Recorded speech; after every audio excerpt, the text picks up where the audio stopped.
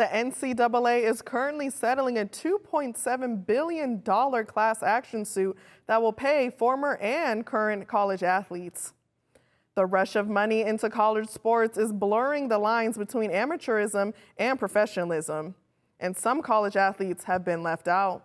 Aoife Kane looks at how international athletes are at a financial disadvantage. In the multi-billion-dollar industry of college sports, there's one group of athletes who currently do not benefit from NIL. International students can only earn passive income due to visa restrictions. They make up about 1 in 8 Division 1 college athletes, but can't benefit from most NIL opportunities in what has become a lucrative industry for their peers. Over the last year, the issue has been discussed by lawmakers in Washington. It is a $16 billion or more industry that is fueled by the blood, sweat, and tears of these athletes. In October, Senators Ricketts and Blumenthal proposed a bill that would allow international student athletes to earn money through their name, image and likeness. House members filed a similar bill in April. International student athletes represent about 12% of Division I athletes. Currently, a lot of these students are on what you call an F1 visa. At Arizona State University, about 1 in 7 student athletes hail from outside the US. Competing on the women's golf team, Beth Coulter is on an F1 visa from Ireland. I feel like it's a disadvantage for international students. Of course, we're in their country competing and stuff, but I would definitely love to see that international students could kind of earn a little bit of money or kind of not be as disadvantaged in that aspect.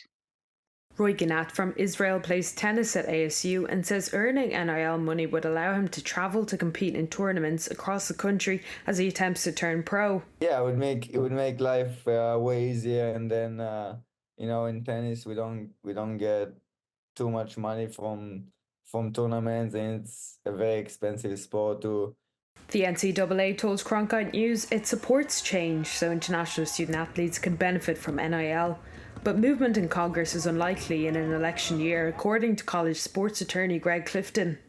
We've had numerous bills introduced under NIL. I don't know if it's going to go anywhere. But right now, the question is, are we going to make a specific exception under the immigration laws and under this F1 visa for student athletes?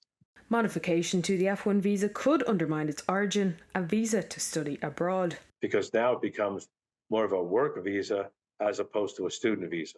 So there would definitely be some interesting aspects of that people who practice immigration law are going to have a lot of fun with. I spoke with Senator Ricketts about his bill to amend the F1 visa. He said that he doesn't want young, talented athletes to be disincentivized from coming to the United States and that the bill levels the playing field.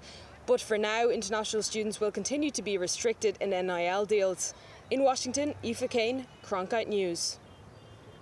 The Department of Homeland Security told Cronkite News that it's actively discussing international student athlete compensation through NIL.